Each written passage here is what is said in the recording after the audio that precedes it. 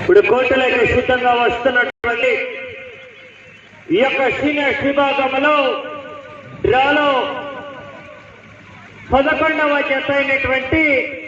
శ్రీ లక్ష్మీ నరసింహస్వామి ఆశీస్సులతో కుందూరు రాంభూపాల్ రెడ్డి గారు